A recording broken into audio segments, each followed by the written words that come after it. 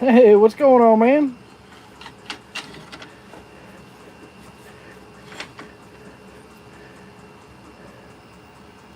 Let's see here. Mr. DIY Lima. All right. Just getting kind of set up here. Make sure that's good and tight. Don't want anything flying off the lathe tonight.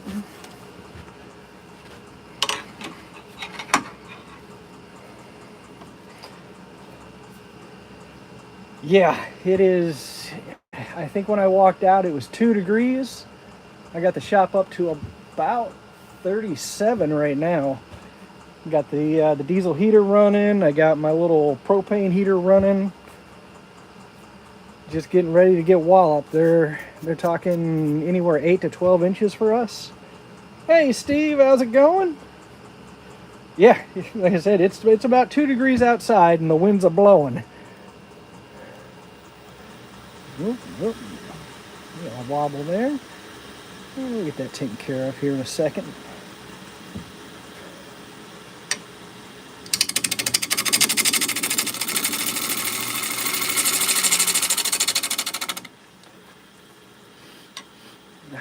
All right, looks like I found a piece of pine or a piece of fir. Not sure. It's nice and soft though. Put a new spark plug in the generator 2 days ago. Gassed up a snow shovel, bag saw. Yep. Hey Doug, how you doing, sir? Welcome in. I gotta actually turn my heater down. It's burning my leg.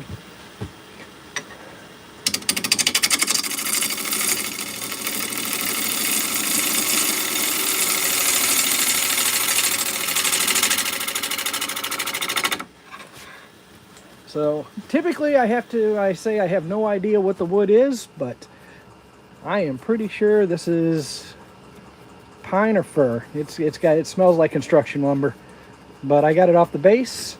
This is one of those that came from the little honey spot I found on the golf course.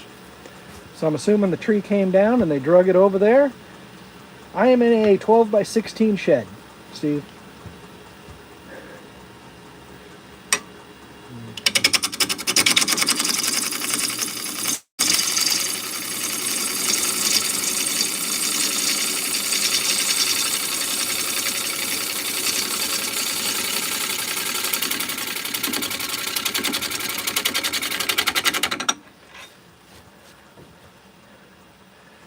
Making window insert for the diesel heater for the house. We lose power. Oh, geez. Okay. I used to be in a 10 by 16 with a propane heater. Yep, that's about. I got the diesel heater mounted. Actually, I can kind of give you a shop tour here. Oop, let you fall. Turn that off. So it doesn't take long. Diesel heater's back over there. There's the bench. Coming around, there's the bandsaw. Of course, you guys see the lathe all the time. And there's the bandsaw, and then I put a little extension to actually keep the mower and stuff over that way.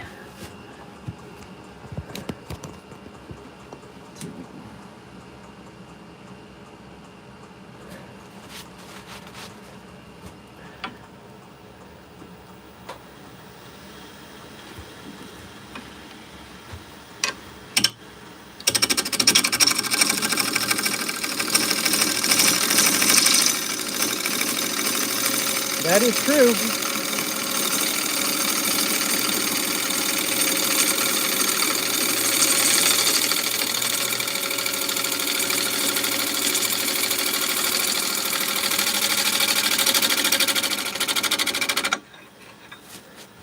Now, if we lose power, I have 2 kerosene heaters that are up there that I'll bring inside.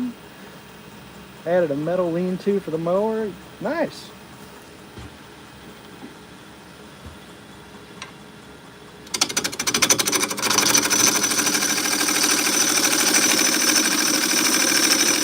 Thanks, Steve.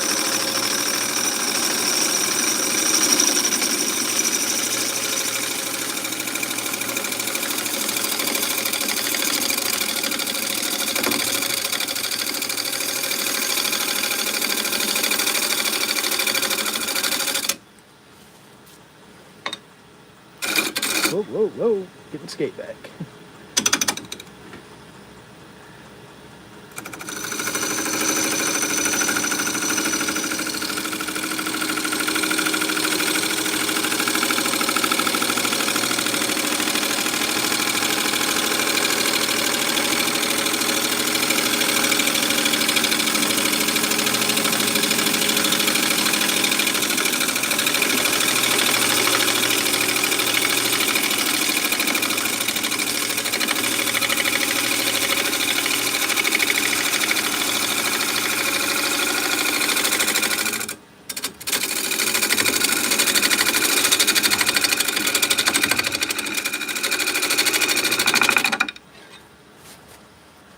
See what sort of shape we're getting here. Actually, I got to zoom you guys in.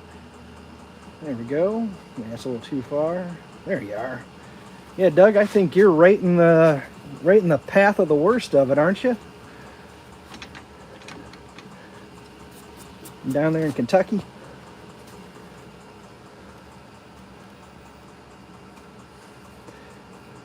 Oh, got a little gap right there.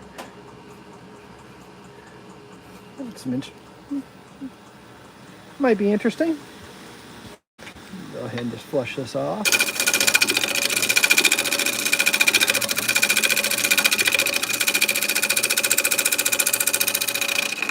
There we go. That should help us with any bounce we're getting.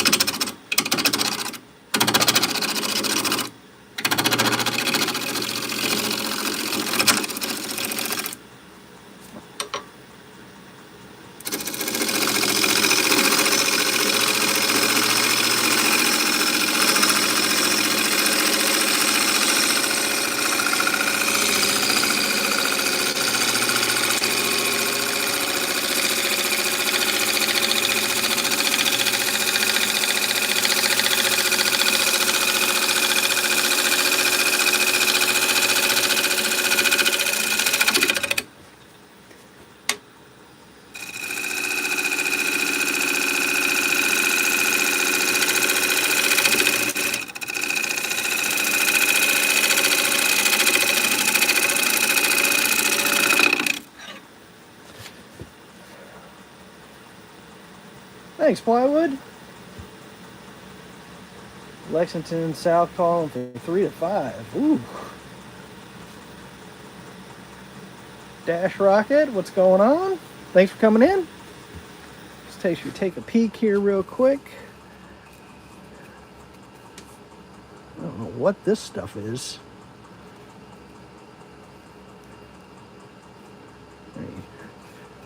Frozen sap, maybe? Ooh, I don't know if you guys can see that.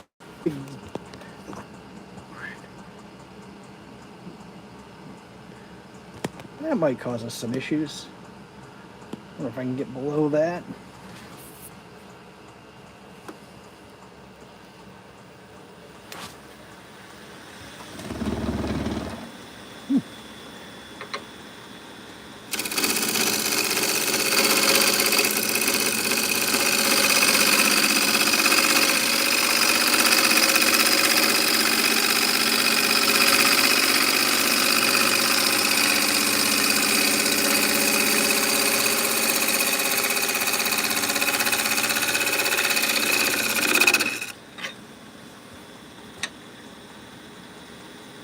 Yeah, I'm liking that.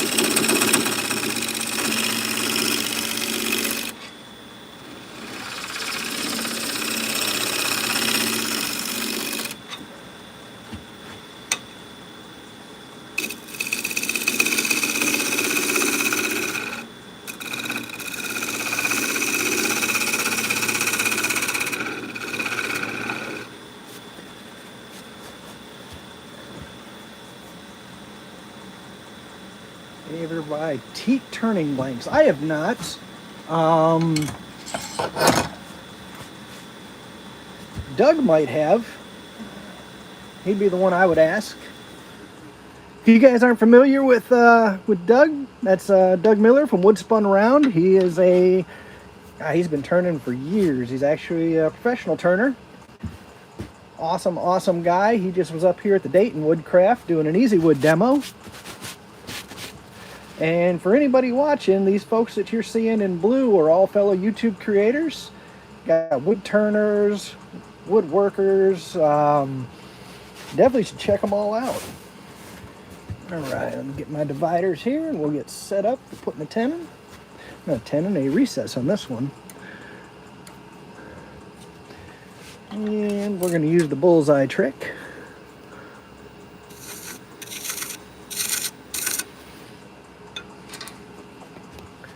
So by that I meant use a pencil, make a bullseye, take your dividers, they hopefully are already set up, find out whereabouts you need to be. Only the left side's allowed to touch when you do this, otherwise it's going to throw it right back at you, and you definitely don't want that.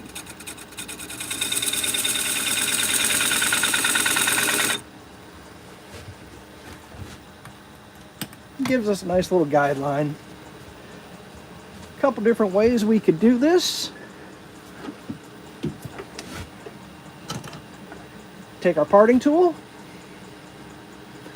get some more speed than that.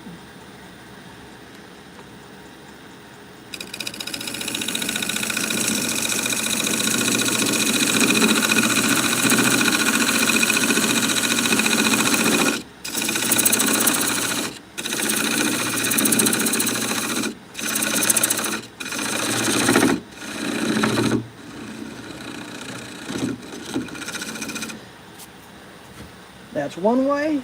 Another way, if you have the Easy Wood tools,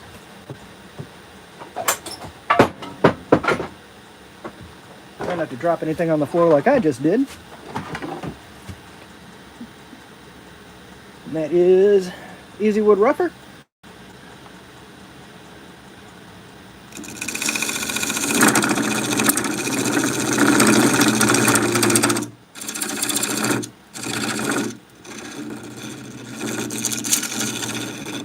Just like that. Takes it down a little bit further for us. I have the dovetail jaws on my chuck, so I've got to match that angle.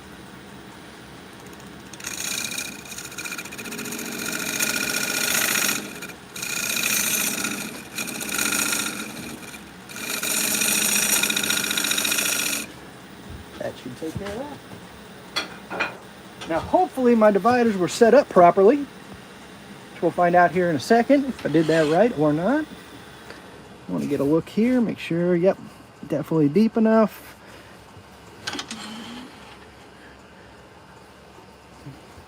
Before I go too much further, I'm going to put just a little more of an angle on that. And for that we can use our skew as a neighboring scraper. And just come right in.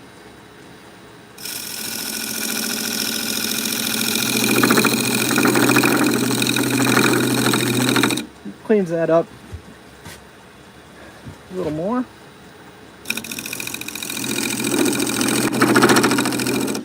There we go. And we'll get this guy turned around. Actually, am I ready? Before I turn it around, we're going to run the scraper along it.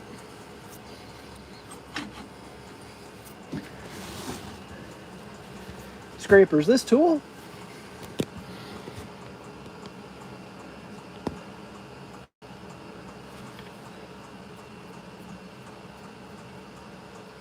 Penned a day out of it, really liked it, nice. Very cool.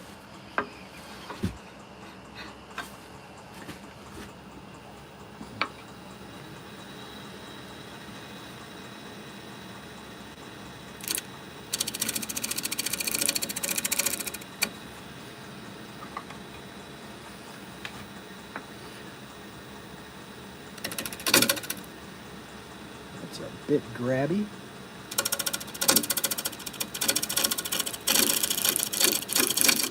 That's very grabby.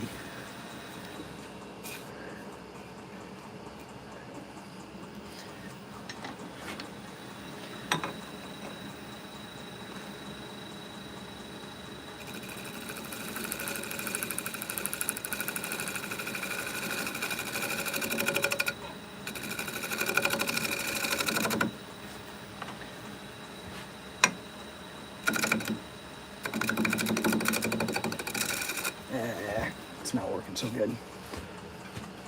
That is not working on that. It's starting to get a little torn grain from trying that.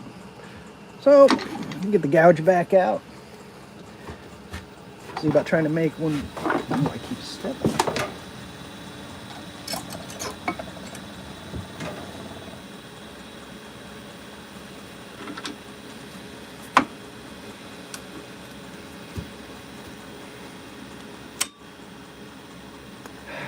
That was me. Not paying attention, trying to read chat.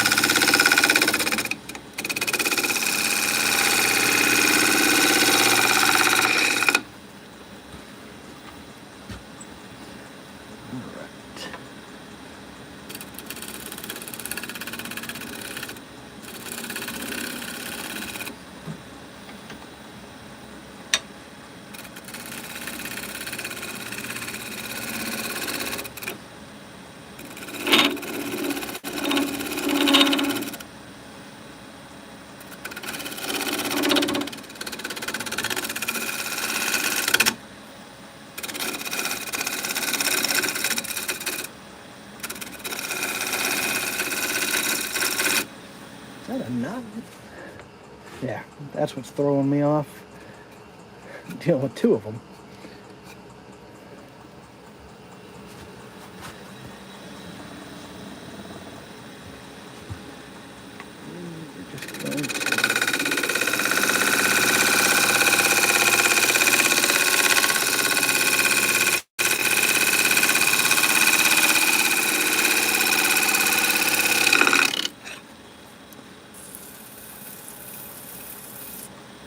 Should be able to sand that out. What's going on is I've got knot here, and then this craziness here is causing me to bounce. So you hear that kind of thump, thump, thump sort of noise. I just don't like that. And turning for Jenga blocks? I do not.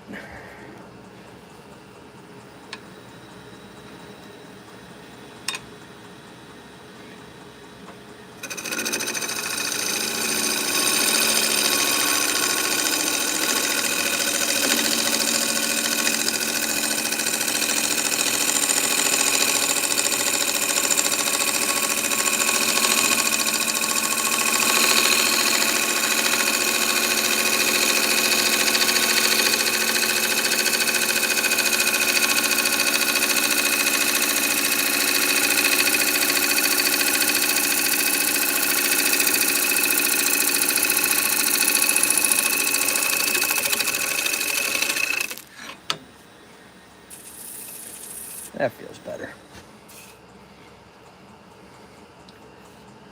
That looks quite a bit better.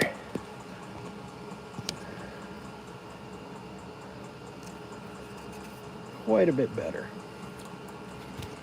Zoom you back out. And now we'll find out if my dividers were set up correctly or not.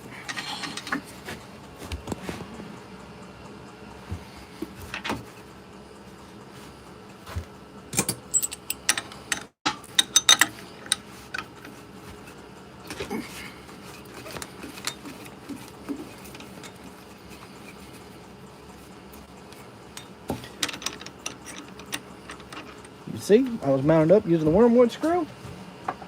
My preferred method for holding pieces of wood onto the chuck. Lots of different ways to do it.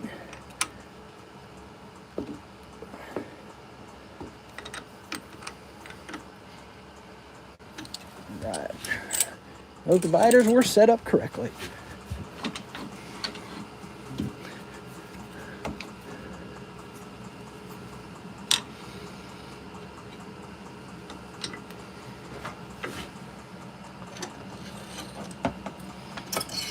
Go back to our 5/8 bowl gouge. May have to go back through my watch library to find it. A lot of scrolling through videos.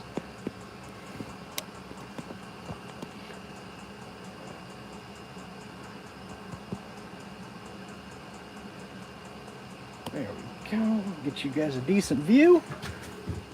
Pencil back over there.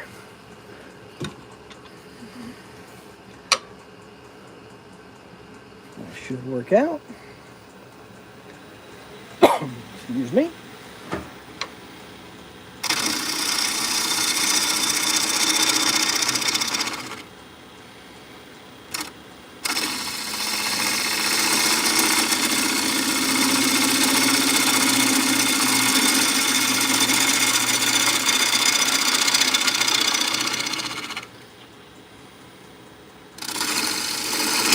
Whoa. I'm turning too soon. So you put your tip in, let it cut, and mess up. That's exactly what's going on. I am catching something. What am I catching? Oh, I'm into that, whatever that wonky knot is that's going through. That's why it's kicking me out.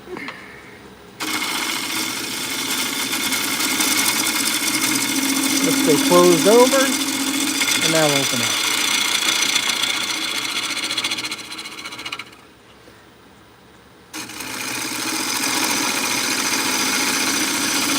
Hey Brian, how you doing?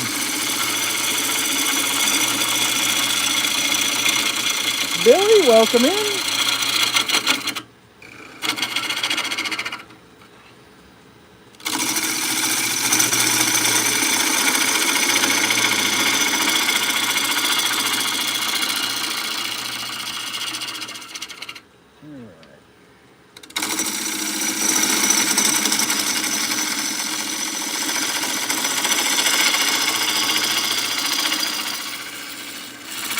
Realize I'm kind of blocking you guys' view.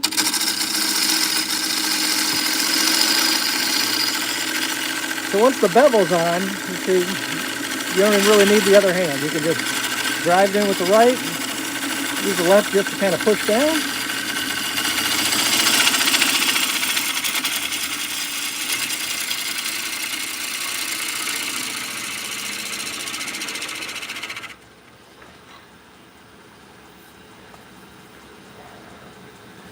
Oh, I got this piece of wood over summer, but it's still got some moisture in it.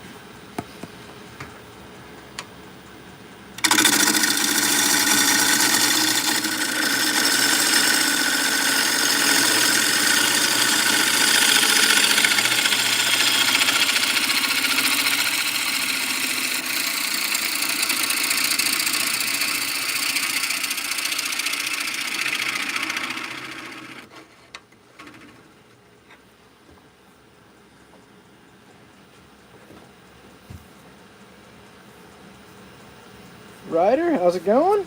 Welcome in.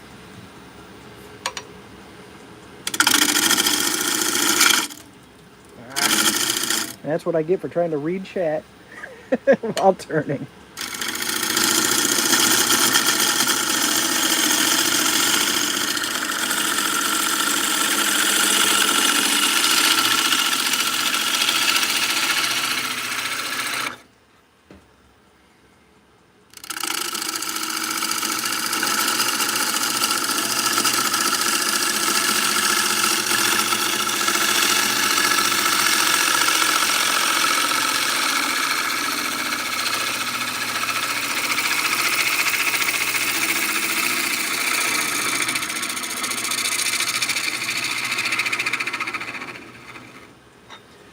we're gonna leave this one pretty thick. It's definitely gumming up the gouge. I got a suspicion it's gonna do some moving on us.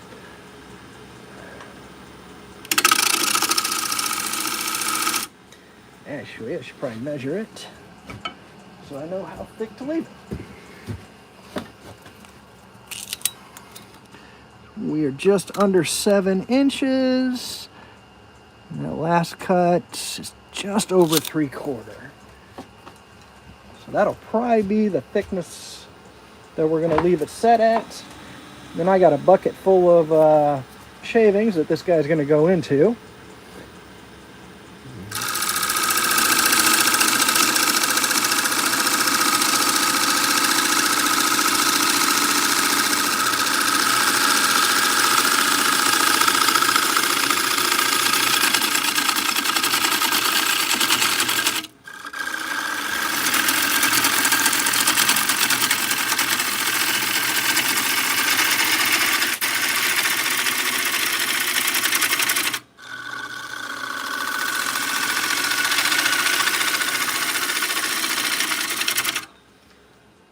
See where we're at.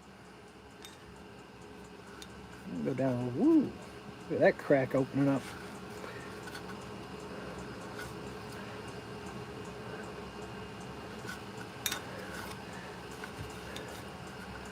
All right, we can go down a little further, but that's going to be about it.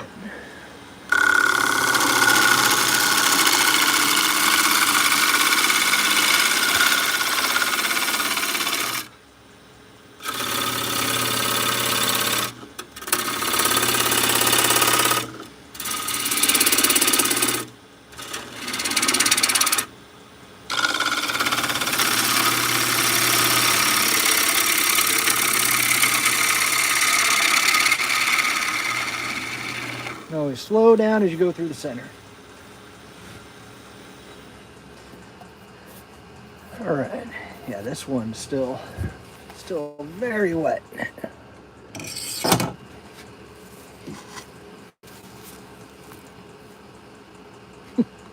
Holding their shape. All right, was not expecting that. Yeah, he's gonna go in the bucket of shavings to dry some more.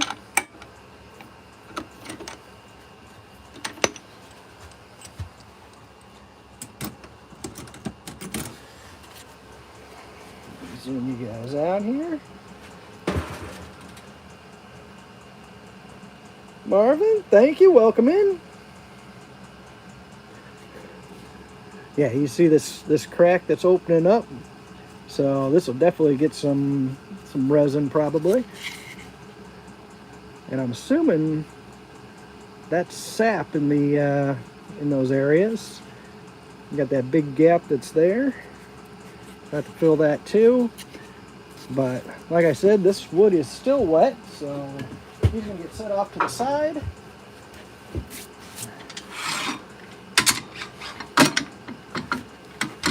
To dry some more. And on a future live, we'll finish turning him. Get him sanded up and finished off.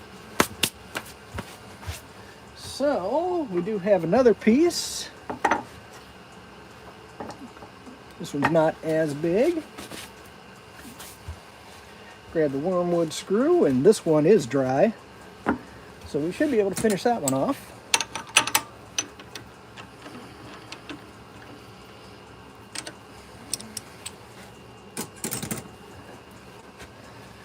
All right, now I'm gonna put my public service notice out. Ray, what's going on, sir? Thanks for coming in. So if you're not comfortable doing this, don't do it. Plenty other ways to mount your piece.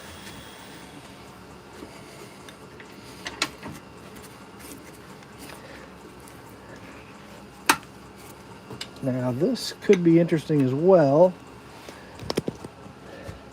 Depends on how far the area, the softwood under the bark goes, for how big this, ooh, I did not notice that, for how big this bowl is going to end up. This one may get fairly small. That's all right.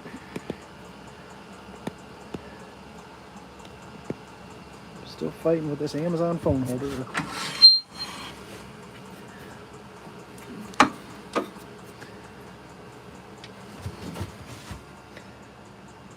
Okay.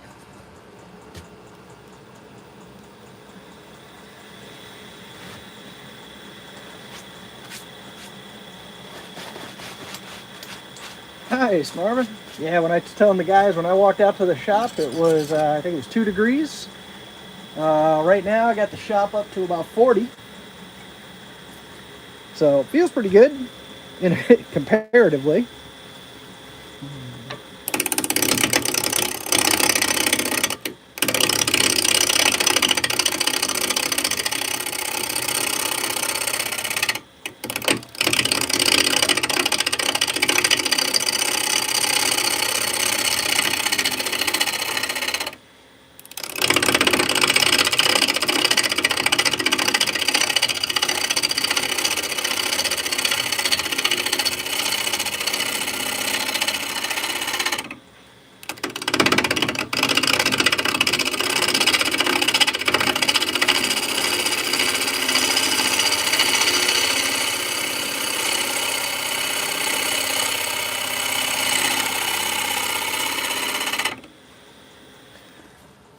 Quick look, see. I forgot to. Shy Guy, welcome in. How you doing, sir? Zoom you guys in there so you can see us a little better. I think we're gonna end up losing that. Yeah, I can get a fingernail under that, so that means probably all that's gonna come off. But, we'll see.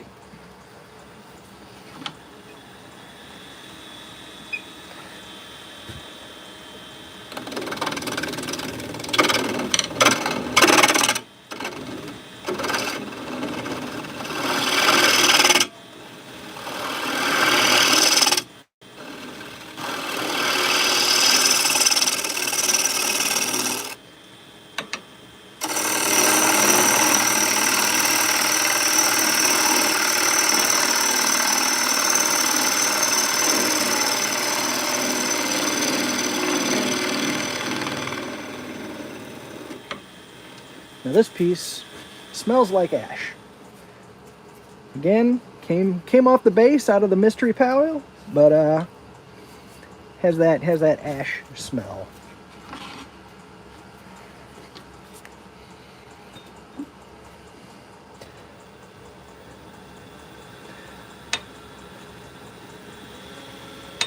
There we go, just over 1,000 RPM. 6 degrees there. Whew. You have to hold off on the camping.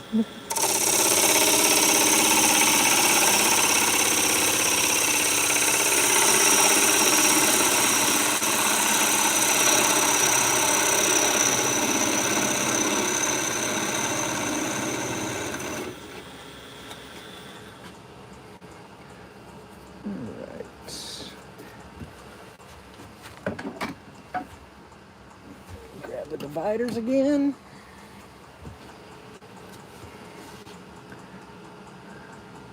For this, we'll probably go with a tenon. Swing you over here. Again, we'll use our little bullseye trick. Just makes life easy for me.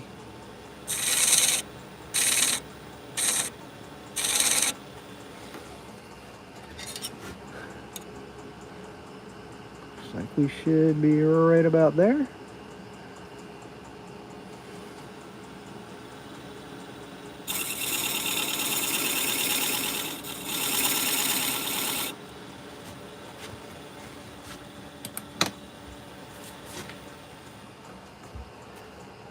All right.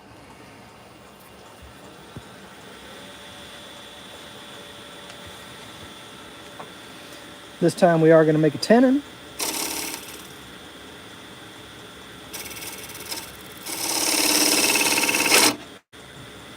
Unless I do something silly like that.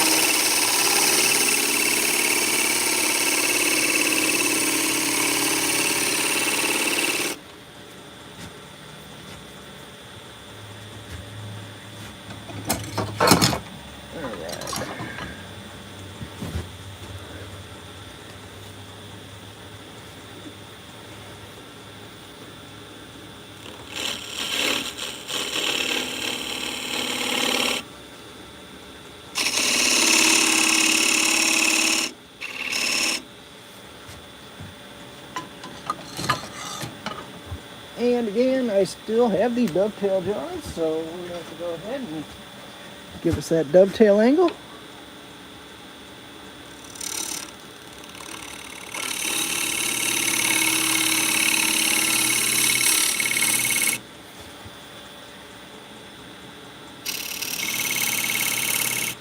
There we go. Now we just got to decide on a shape.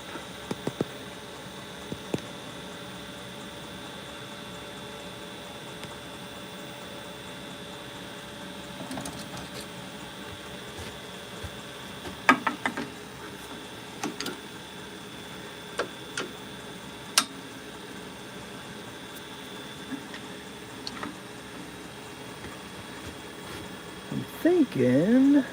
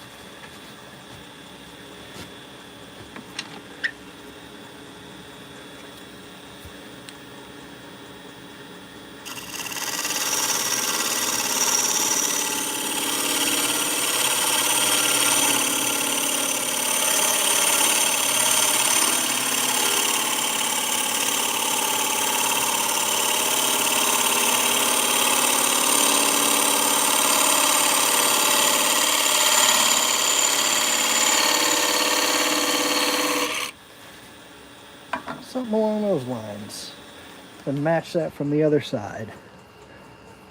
Allow that to stay.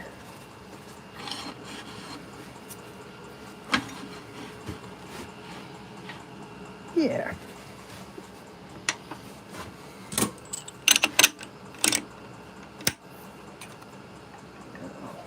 Doubt this one.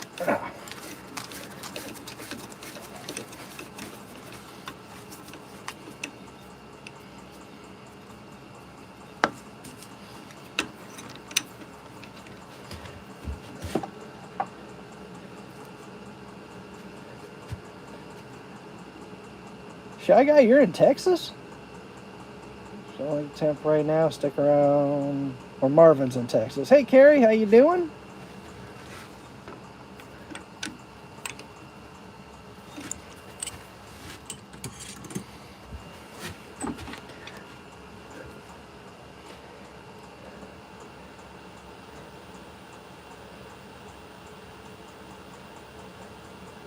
Oh.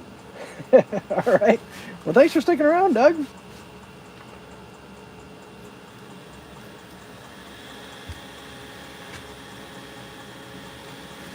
All right.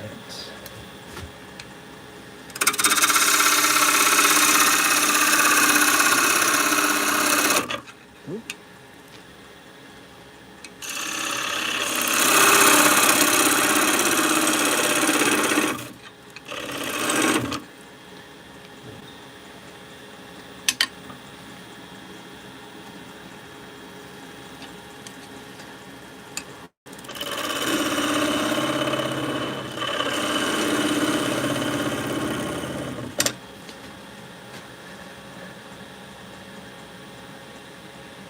New York has all 4 seasons in a week.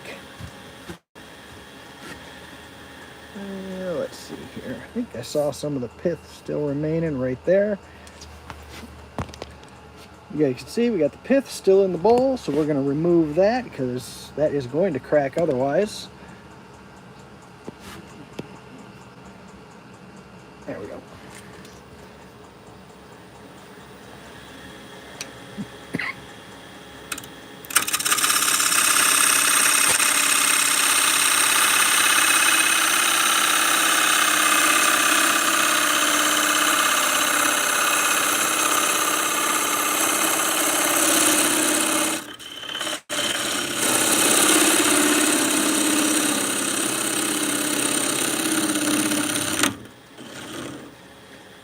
See if we got it. Not quite, almost.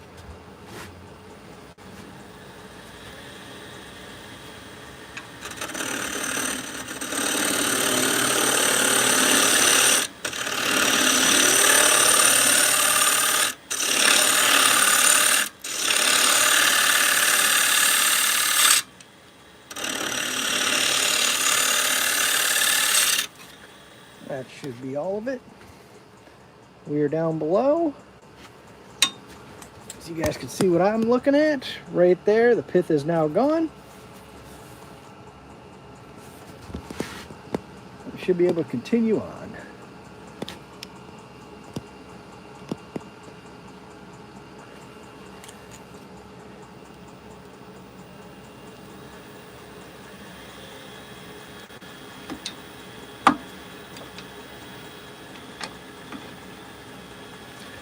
All right.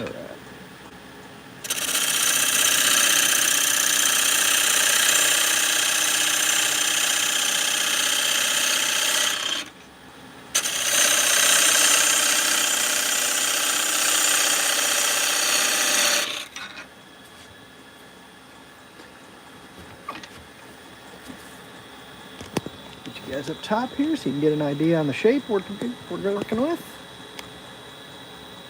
And come on now, there we go.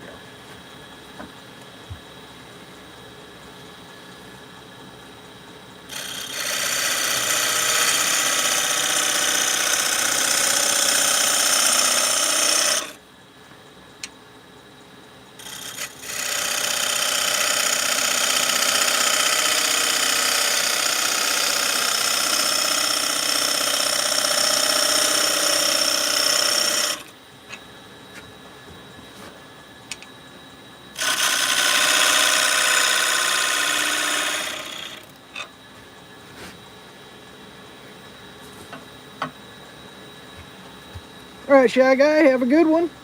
Thanks for stopping in.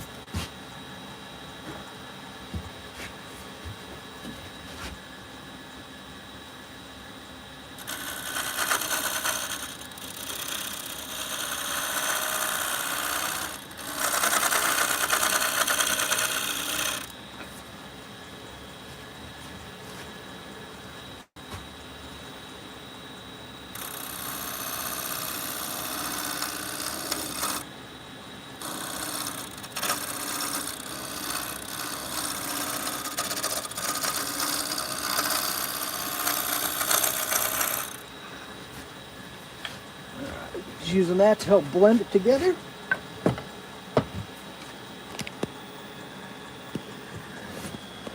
We're coming here, take out the inside.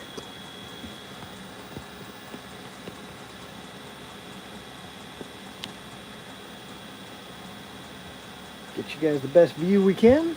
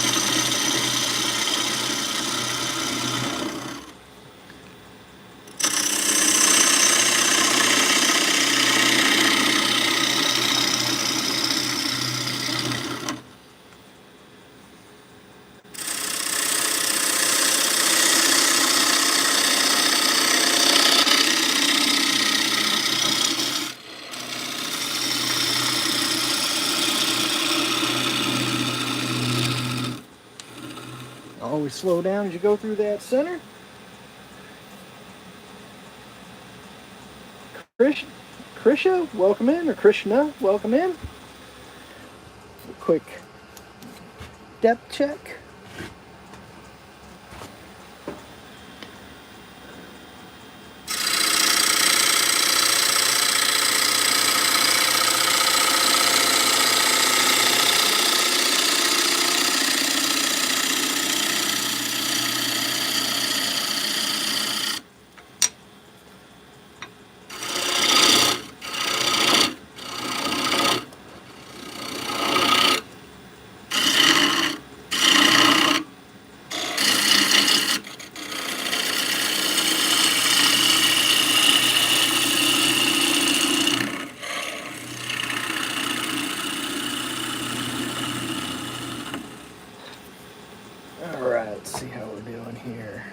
Still got a bit of mass down there.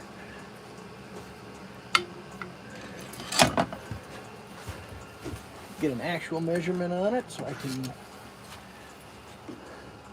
So we're about 1 inch in depth, and looks like we can go to about 1 1/4.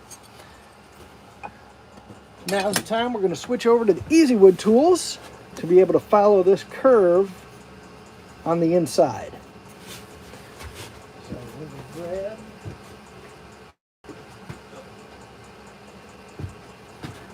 grab the 2 Easy Wood tools that we're going to be using. Be using the number 1 hollower and the full-size rougher. And you can definitely see the size difference between the two. That smaller carbide is going to hollow out that a lot faster, and then we'll come back with the bigger one to smooth out any ridges.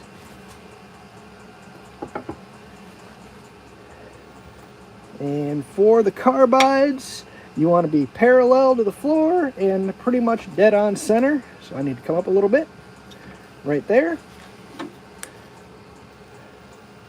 And they like speed, so get the speed up good and high.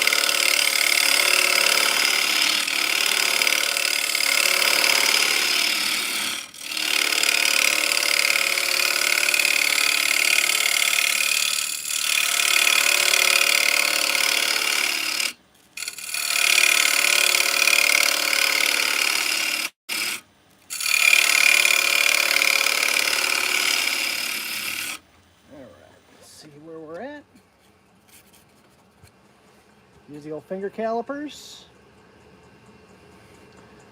These are the imperial. These are the metric. So that's pretty good. We'll just finish off the bottom there, and then we'll smooth it out with the full size.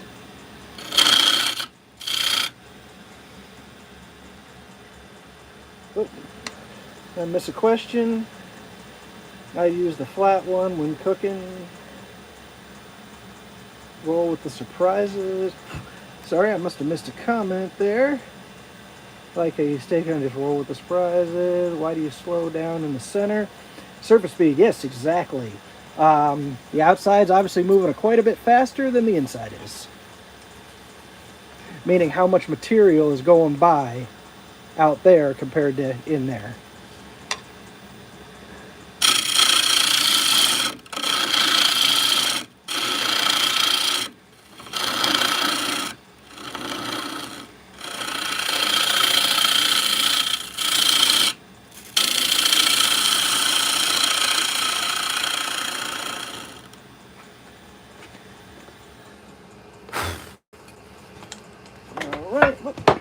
Drop my wormwood screw. Gonna blow this out. Loud noises.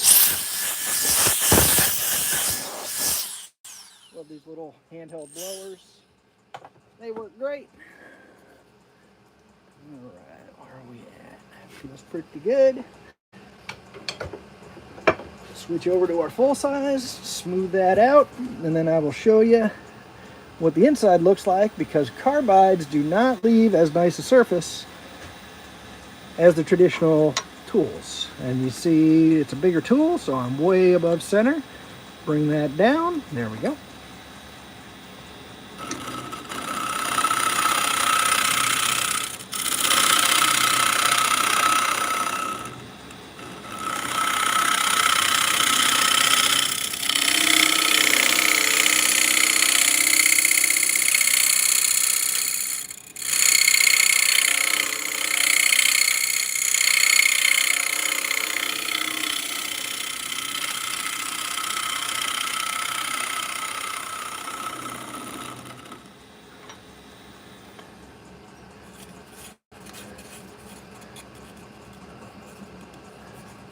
Still got a little more meat in the center. In other words, those edges are dipping down and then it comes back up.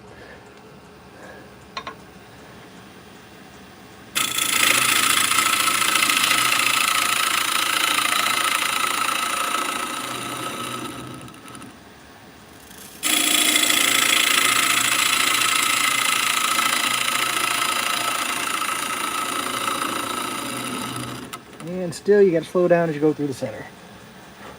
I just started washing recently. I had asked what the flat tool that you were using, you said to blend with, was called. Oh, yeah, that's plywood. He's a character. So you're talking about this. Whoop. Let me zoom you out here. You're talking about this. This is called a scraper. So you got a bunch of different types. Every manufacturer calls this something different. If you go to Find Buy Tool, it's an asymmetric scraper. If you go to Crown, I think they call it a French curve scraper. There's a few other companies that make them that have different names for them as well. Those work. You have to, if you're going to have one of these, you have to have a sharpening system because you got to put a burr on the edge. It's actually what does the cutting. So that's why these leave a much better finish than the Easy Woods, because Easy Woods work without a burr. They just flat scrape. Although there are ways to get some very good finishes with the Easy Wood tools, such as turning on a 45-degree angle, moving much slower, getting your speed up even higher. So there's tricks to the trade that will help you out.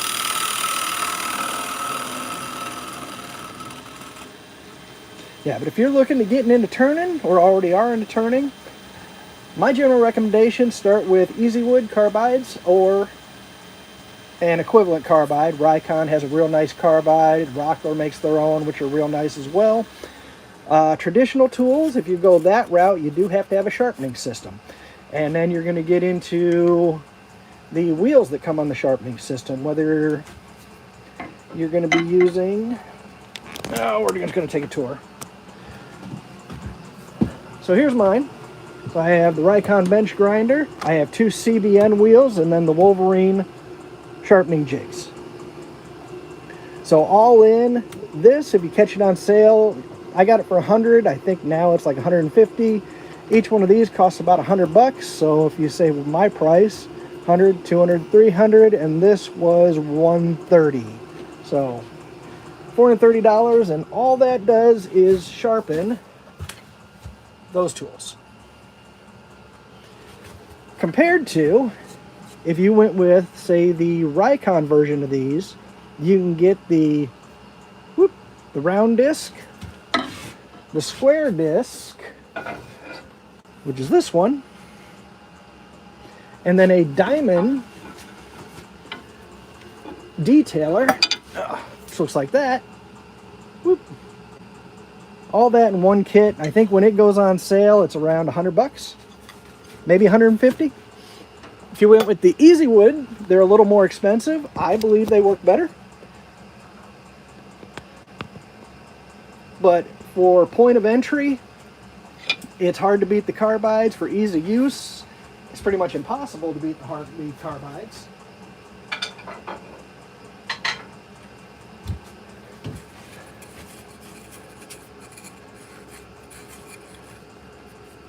That feels really good. I'm going to use my little 3/8 just to kind of come across the base. If I can, I cannot. So what I was looking at right there is, to be able to cut with these, I have to be able to follow this bevel. To be able to get onto that bevel, I'm already almost to the center. So that is not going to work.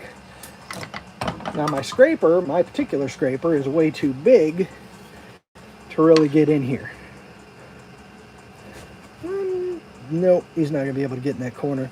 It's too tight a curve for that guy. So that leaves us with sanding.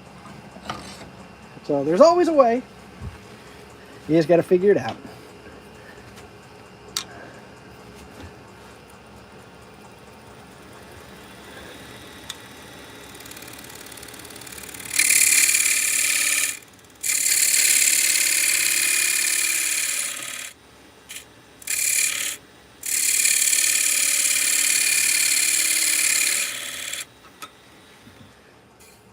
cleaning up that edge.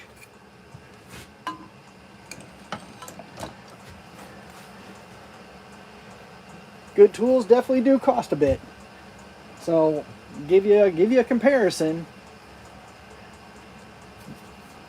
The mid-size hollower that you're seeing right here, I think costs $120 now. Last time I looked at it at Woodcraft. Fantastic tool. Fantastic. It works really, really well, but it does cost a good bit.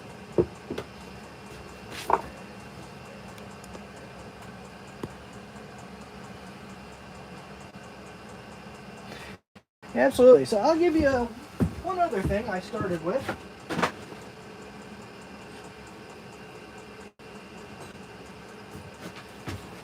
So this is the first set of carbides, first set of turning tools I bought, which is the Rockler set. So these, they still make these. When they go on sale, I think they cost $100, maybe a little more now. It's been a few years. We won't date ourselves. Give you an idea size-wise. All right, I'm going to take you off the sport here again. That's the size difference. So that's, tips are even. Whoop, sorry, I turned you too far. Tips are even. So why does that matter, you're probably wondering. That's why. So the maximum distance that you can go over the tool rest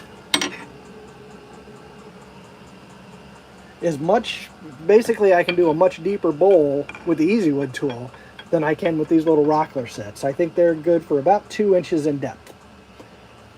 So this one obviously is, I believe that's 4 inches in depth. Put you back in the holder, I'll tell you exactly.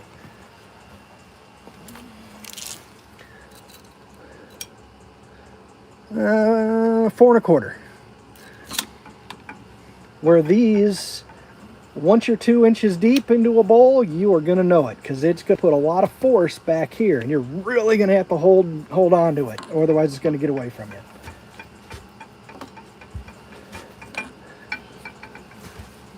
I'll just put those back over there.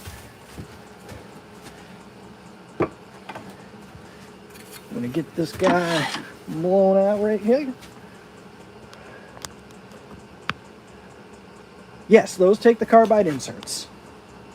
So that's what I was saying earlier with the sharpening system, which is those tools need the grinder setup that I showed you earlier, whereas this, when this gets dull, if it'll focus, I unscrew this and replace this little carbide piece. You can get them off Amazon. I think a 10-pack, I want to say a 10-pack will cost you 12, 14 bucks. If you get the official Easy Wood, one I think costs 18 right now. Been a while since I bought them. They last a long time. Oh, sorry, loud noises.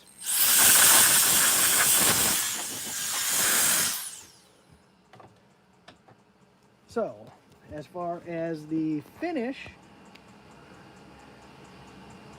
that the carbides leave behind, like I said, you will be sanding more, and you can see how it tears the grain.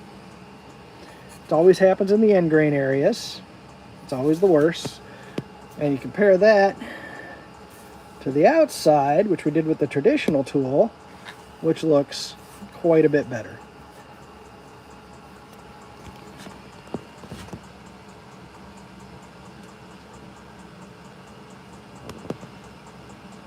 I think I have replaced one carbide, and I want to say I've had those 3 years or so. And of course, it also depends on what you are using it with. We're going to set up to do some sanding. I normally don't sand on my lives, but here tonight I will. Let's see what we got here. That's 320.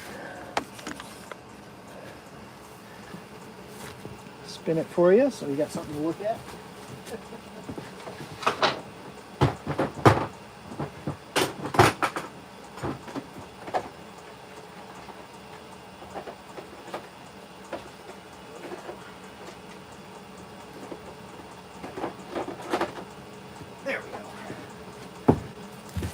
get our different sandpapers here. But if you are looking for the exact tools that I use, they are all linked in the description. It takes you to Amazon. At least, oh yeah. No, so the links in the description will take you to Amazon. That'll at least get you to where you'll know exactly what I use. I don't catch it on sale. Amazon isn't the only game in town, so just look around, catch it on sale. But at least by looking at that, you'll know exactly what I have. That's true.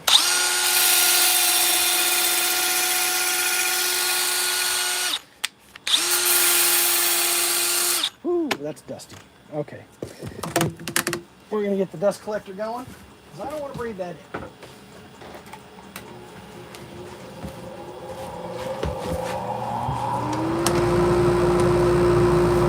There we go.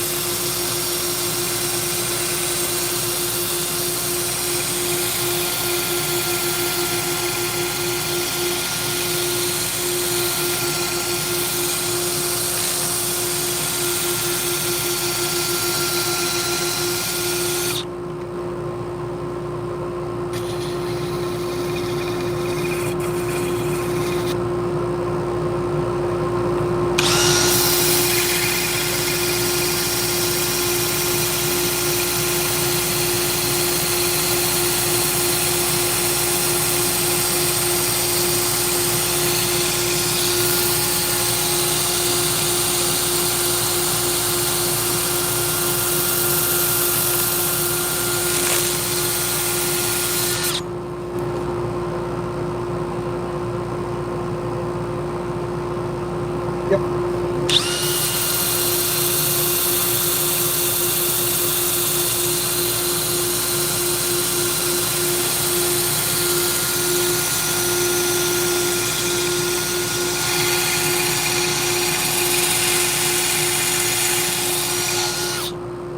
Alright. See, all the pencil lines are gone, so we're done with the 80 grit. Grab the 150 next.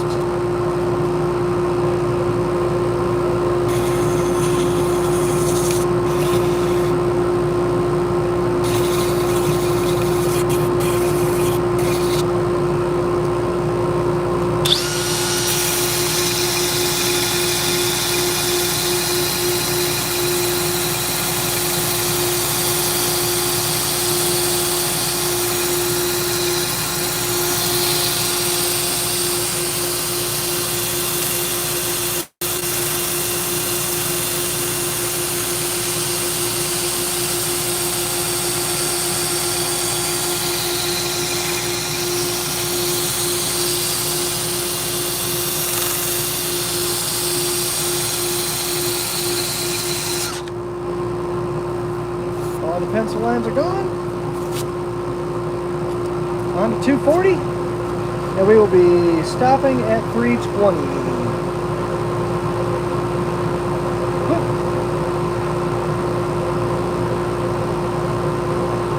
Oh, yep. So really the only way to know if you're done with that grit is put pencil all over it. And when the pencil lines are gone, the entire surface is now at whatever grit you're using. So like I'm using 240 now. So when all those pencil lines are gone, I'll know the entire surface is up to 240.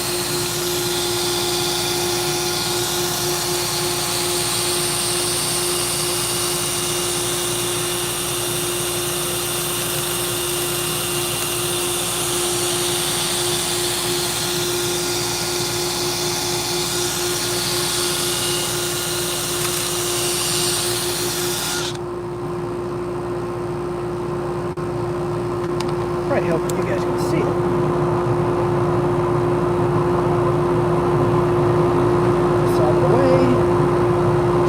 all the pencil lines are gone, so now I know the whole bowl's been sanded to 240. Oh, me and this Amazon phone.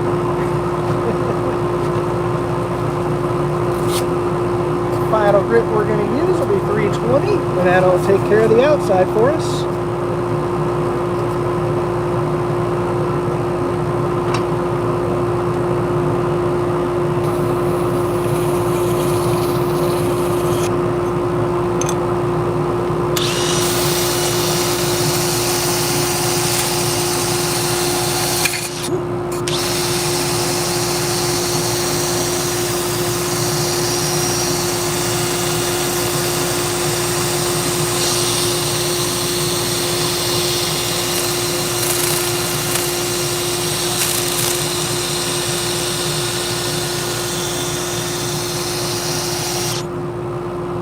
On this one, I'm probably just going to leave it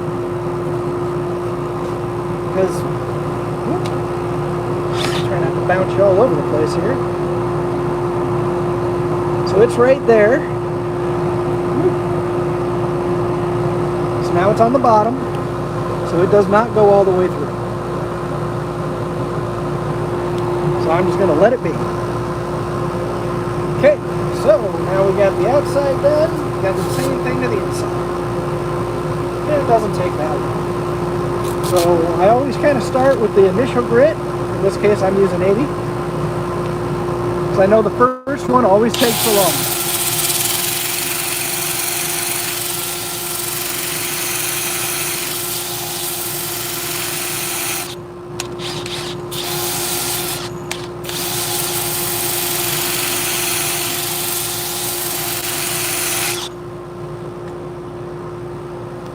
Move you guys to a better viewing position. I don't know if it will be better, but hopefully. Set up a flashlight for you.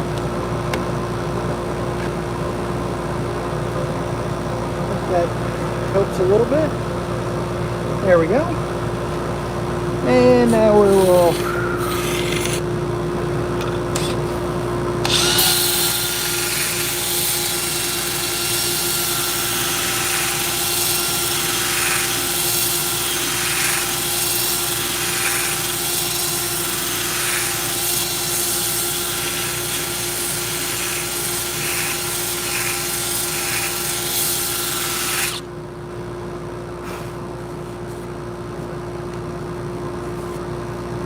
pencil's gone.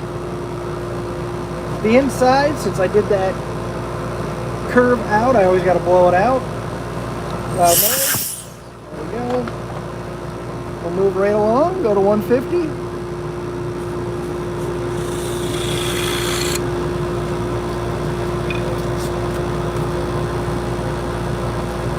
Get the 80 off. Get the 150 on.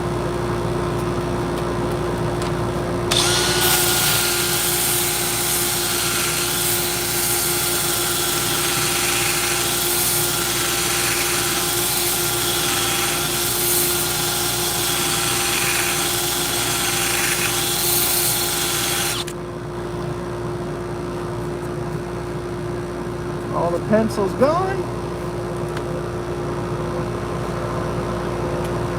Loud noise. Whoops.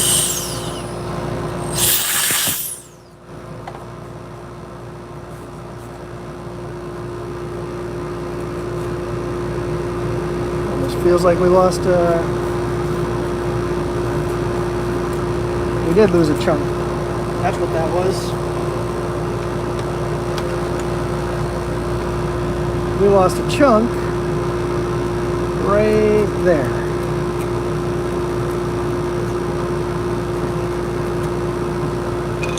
All right. Back down to 80 here.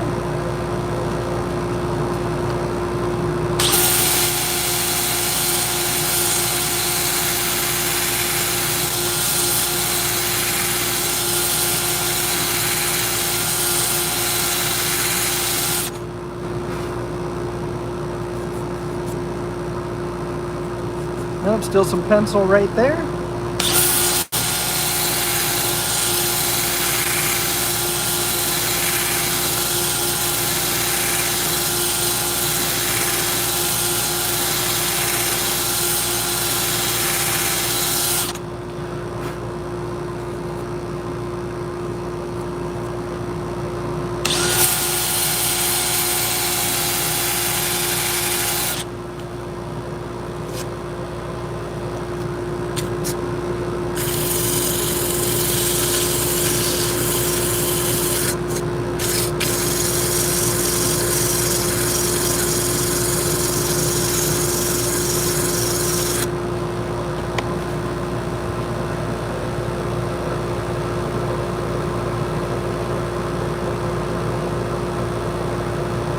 Hey, Chris, welcome in. Oh, Billy bounced somebody?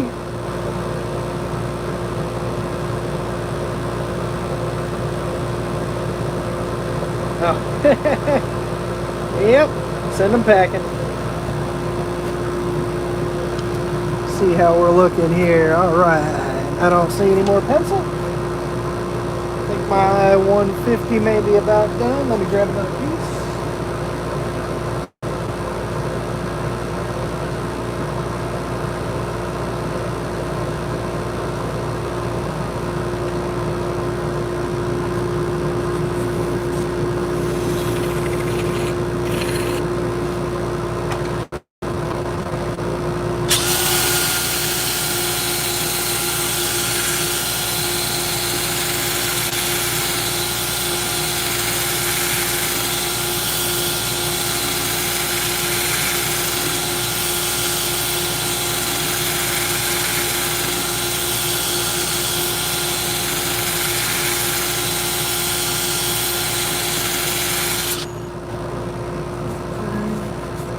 Feels pretty good.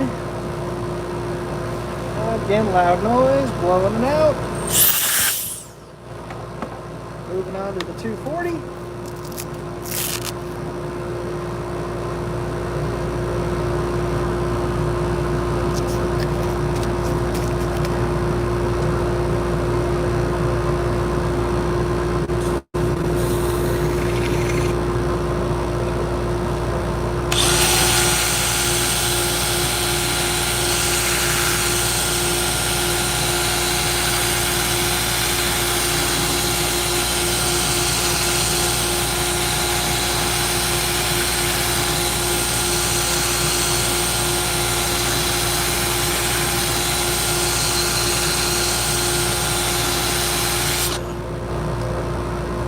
Looking, there we go. 240's done, one to go, just 320.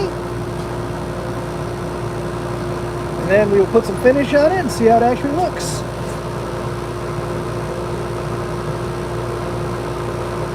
Hey Paul, welcome in, man. How you been?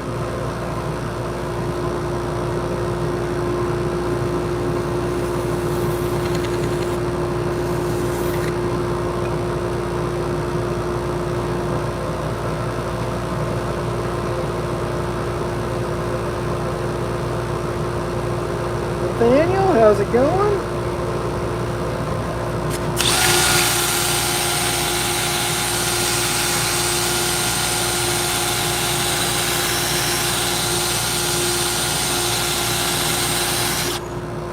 Probably go ahead and say, for those of you who've never seen Paul in any of the chats before, Paul is a guitar maker. Makes a lot of Telecasters. Really, really good craftsman.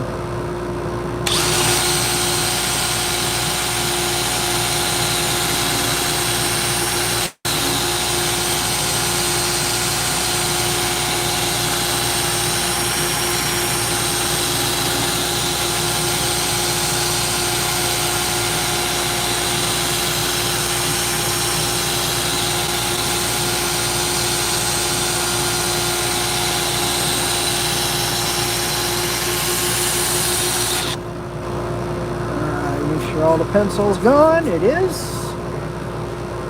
Turn on the dust collection.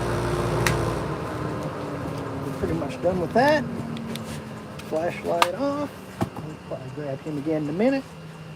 Loud noises, maybe.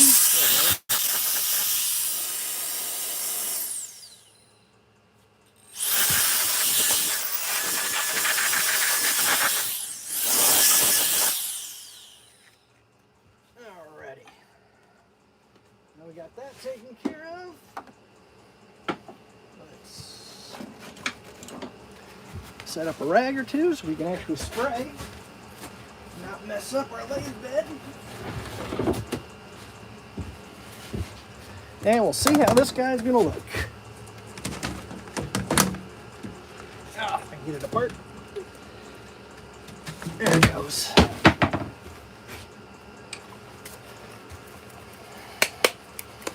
We're going to be using some shellac. Swing you guys right up over the top here. Zoom you out a touch. And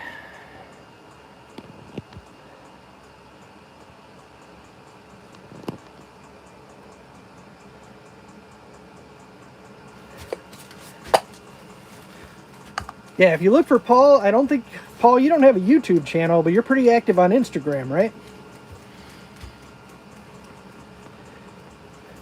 I'm betting just about everybody in here knows Bailey Woodworks. Awesome wood turner, woodworker.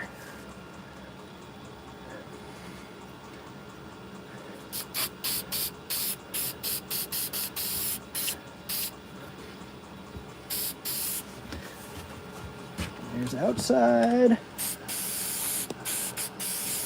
and inside.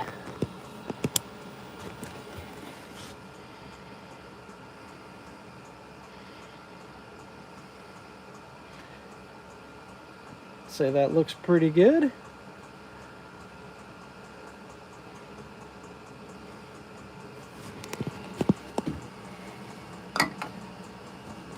And there's the inside.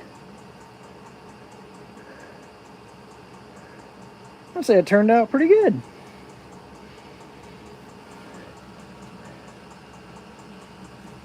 Let that dry up. It says dries in minutes, but I typically give it at least a half hour, and I'm not going to be out here in a half hour to put the next coat on it.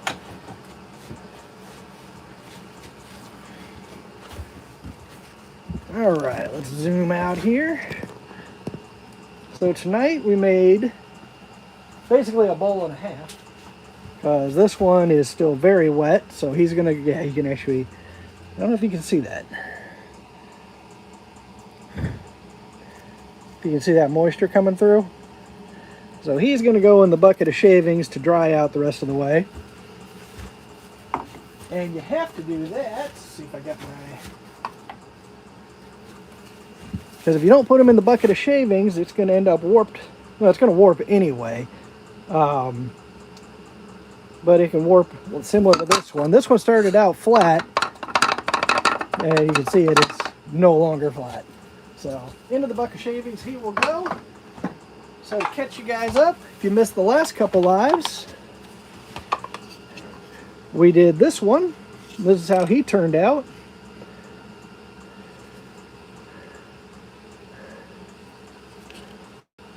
And that's where a carpenter bee was living. I know that because I cut him in half on the bandsaw. Didn't know he was still in the hole. We made this one. Now this is with a friction polish finish.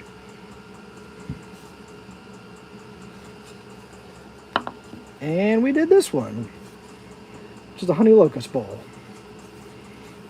So all this was wood that I found on the base after some thunderstorms came through.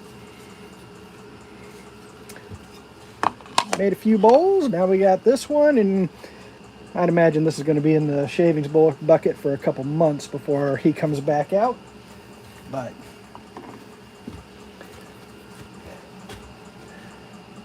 thanks, Ray.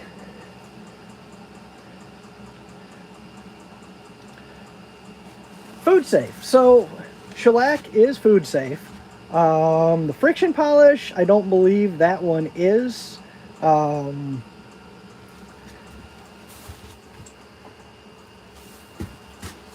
That's the friction polish that I use. I don't know.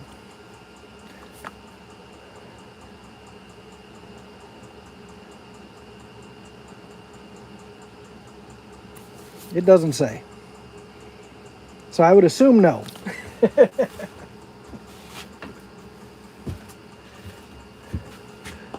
Yep, so shellac, buff it up real good, gets nice and shiny.